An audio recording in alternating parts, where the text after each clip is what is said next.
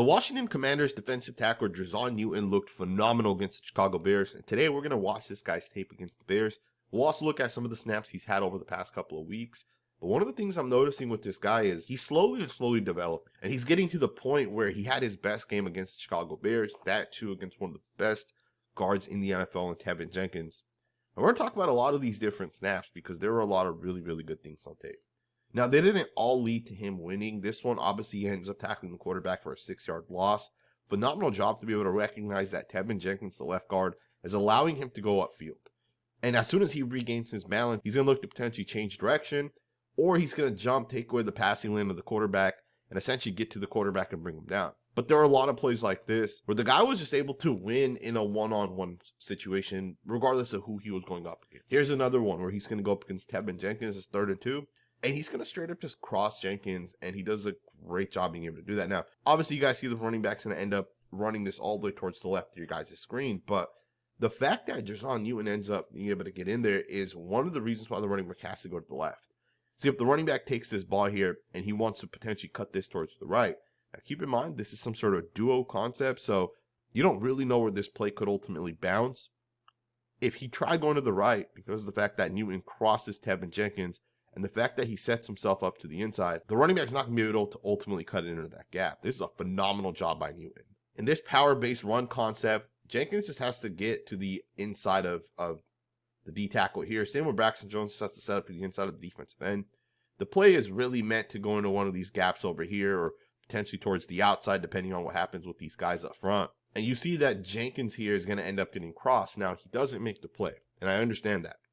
But the concept of being able to beat these guys leads to winning reps, which ultimately leads to plays being made. And we saw this a number of times on tape. On this one here, he's going to go up against Matt Pryor, who's a pretty good right guard in my opinion.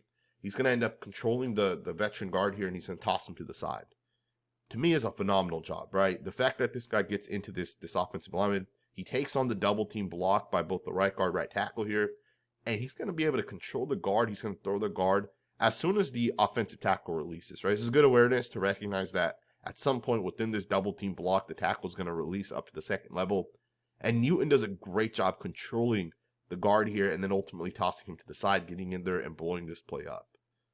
Now, getting close to the quarterback is always a positive thing, right? Even if you don't actually end up making the tackle, if you don't end up actually hitting the quarterback, it's still positive to be able to show flashes. Because flashes generally lead to a guy having success. And Samuel Cosme is a great example of that on the offensive line for the Washington Commanders. You have a guy that showed a ton of upside at tackle, didn't really work out as a tackle, moved into the inside as a guard, and ended up dominating, right? And with a guy like Newton, you're starting to see him kind of put it together. You're starting to see him be able to beat guys and generate a little bit of pressure. And again, it's not 100% perfect yet, but you do see this guy starting to win a little bit against guys like Tevin Jenkins, right? A really good guard in the NFL. But the one thing with Newton that you have to understand is the guy does actually have some really solid reps, specifically in pass pro. And I want to look at some of these reps. I want to analyze a little bit of this guy's pass rushing upside because I do think that's where Newton's ultimately going to make his money. 2 years ago when Newton was in college, his tape screamed top 5 pick. I mean, the guy was phenomenal. He looked pretty much like Jalen Carter did in college. But because of the fact that he apparently has shorter arms, he ended up falling a little bit in the draft, but because of the fact that he fell, the Commanders got a phenomenal player. The tape does not lie, and you see that with a guy like Newton. So one of the moves that this guy has is the bull rush, and the bull rush is really what sets things up.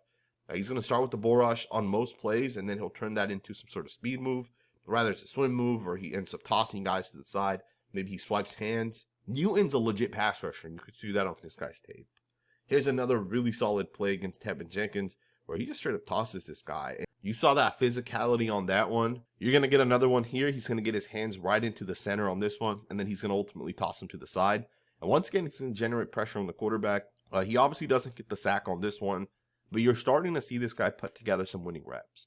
And I think over the course of a defensive tackle's rookie season, you get more comfortable, you get better, the speed of the game slows down. You also recognize how much harder it is to actually get to the quarterback in the NFL as opposed to in college. In college, quarterback's a little bit slower, the ball doesn't come out as fast, linemen are slower.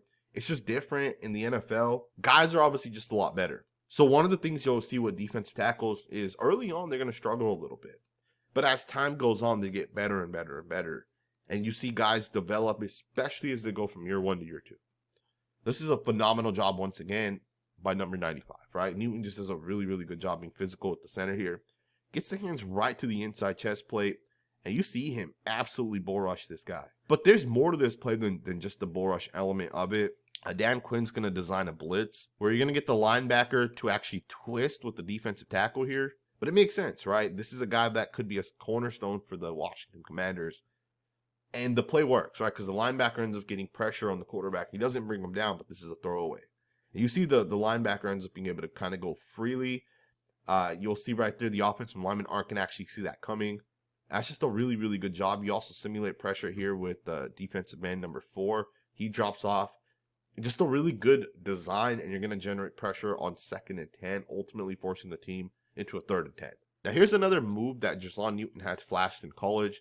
On this one here, he's going to end up winning on 4th and 3. It's a key play, and he's going to end up getting to the quarterback. Now, obviously, you guys can see it's an incomplete pass, but the corner ends up getting called for a defensive pass interference. Now, if the corner did not get called for that, think about what Jer'Zhan Newton just did. This is a 4th and 3. This is the game on the line right here. You need a player to make a play at this point right here from the defensive lineman up front, and Jer'Zhan Newton does it. Jer'Zhan Newton takes the center, and he straight up beats him. And he utilizes a pass rush move, right? It's another one that he does. So let's break the pass rush move down a little bit. You're going to see that he's going to first and foremost get the hands right into this defensive lineman.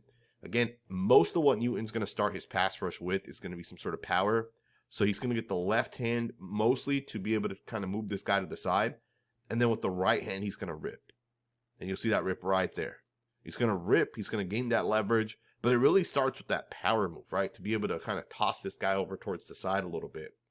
And it's quick, it's effective, and he gets to the quarterback on this one. I know this drive leads to a touchdown because the pass interference gives you an automatic first down.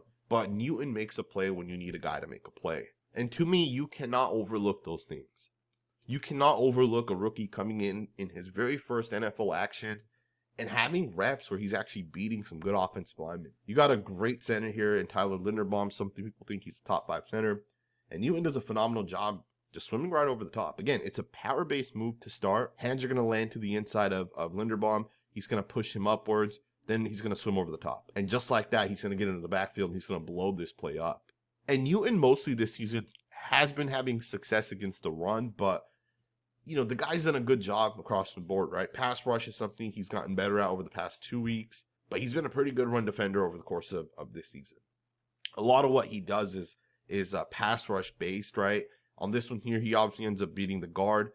This play here is not meant for the fullback to end up making contact with Newton, right? The fullback has the responsibility here of picking up the defensive end. And because Newton blows this up, the defensive end essentially is going to end up going free. You see that defensive end right there ends up coming downhill and making the play. And that's because you get 2 guys on Newton and no guy on the defensive end. So that's a phenomenal job once again by Newton to disrupt the play. Overall, Newton's one of those guys that I really, really like. I think he has so much upside, and I think there's a real chance this guy ends up becoming a top 10 defensive tackle in the NFL. You're starting to see this guy's pass rush technique really come through. You're starting to see some of the flashes you saw when he was at Illinois. You're starting to see a guy that could really get after the quarterback. And I think as he continues to develop, he's going to become one of those guys that's very hard to block. Because he has a natural quickness. He has a natural explosiveness. Out of his stance, he's going upfield. And for offensive linemen, especially in an era of NFL where teams are running a lot of zone, that's hard to contain, right? It's hard to contain guys that shoot the gaps. And Newton's not only a gap shooter. The guy's physical. He's strong. He plays with great leverage. He's a dominant player, right? And it hasn't fully translated yet, but trust me when I say this. You know, we watch guys like Christian Barmore on this channel early on in their careers. We watched Samuel Cosmi early on in his career. And you can predict guys that are going to be good football players pretty much in their rookie years. You can watch guys like Tyree Wilson and predict guys that probably aren't going to be very good as well early on in their rookie years. And with a guy like Jer'Zhan Newton, the guy's going to be a phenomenal football player. I hope you guys enjoyed this video. If you did, consider subscribing. We are going to be covering the Washington Commanders on this channel as we go forward. My hope is to do a weekly video on this team as we kind of go forward. So subscribe if you guys are not subscribed, and I will see you guys next time with another video.